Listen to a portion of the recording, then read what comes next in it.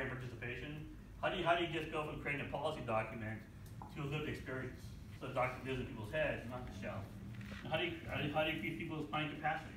How do people understand planning in general? You know, but having it started from the childhood to now they understand, now they have a kind of a framework how to think about planning, how to collect data, and how to pick out funds from engagement. So it's really important for us to think about the different ways of doing it. And I guess you know, similar approaches would be, you know, participatory planning, public interest design, human-centered design, social practice art. These are kind of different. These are kind of the same ideas, but mine's really geared for the planning process. I was at art conference. I was talking to artists there that, you know, for planners, we're very linear. We have very strict deadlines. Every minute and every inch counts. So we have to make everything very precise. So for me, it's 1 hour. That's how you can get the public, and that's how you can, and that's how you can make the best hour. You know, so it's really critical that way. And this is just some of the clients I work with. You know, city agencies, you know, transportation. My work started mainly as an art practice. Now it's moving into the planning practice. Because then now through art, I was able to experiment, craft it, and kind of refine it. Now I can just show the city to say, we can do outreach here. This is how we do it. This is what we can expect to get out of it.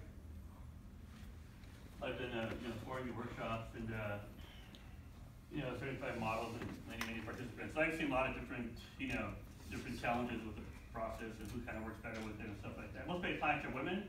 Women tend to want to have a lot more collaboration and planning. A lot of times men have a hard time collaborating, so it's very interesting watching their dynamics it kind of unfold out there.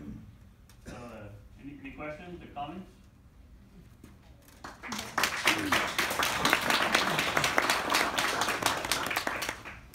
Yeah, I'm just curious how often the ideas that develop in these workshops actually get implemented into plans, actual plans in cities. Well, there's kind of two ways to get them implemented. One is to really put them on paper, and one is to get them stuck in your head. So people have that idea in their head, right? I'm going to do this. I'm going to add this idea now. So a lot of it's just getting people to really do stuff. And it's eventually work for them. If I work for a kindergarten class, they're not expecting a lot. They're not expecting a plan. But if I'm working for the city of LA or New York City, they're going to want a plan. And it's a lot of times, so it's translating this data into these actual plans. Like right now, I'm working with the High Speed Rail Authority in Bakersfield. We're doing a bunch of visioning workshops just to really get values on how people value their neighborhood and themselves and each other, and then how do we have high speed rail options? How do you create all alternatives for this high speed rail project? So for the community, so a lot of it gets put in there, but I think because it's very spatial and visual, if people just remember it and even know what they want. That's the way to get it in there. I was wondering how you sell it to government agencies or to nonprofits, because it's a completely different way of doing it. Oh yeah, well it's really hard. I think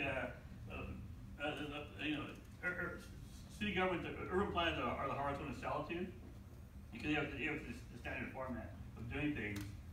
But I think with the younger city planners in there and people that want more progressive ideas and deeper engagement, they just want to, they understand it. So either they get it or they don't get it. So I just go where they get it, and they want to take an experience. They want to produce kind of outcome. They'll do it. If not, they'll just say, what the hell are you doing? Why are you doing this? So you have these kind of two tiers right now. But hopefully we'll get everybody to understand this as a tool that anybody can use. Is there like a right circumstance or moment to do this type of interventions in the community? I mean, what's your experience? When do you do something like this? Well, I think it's all different kind of needs. If you look at the city government, there might be, we'll look at High Speed Rail.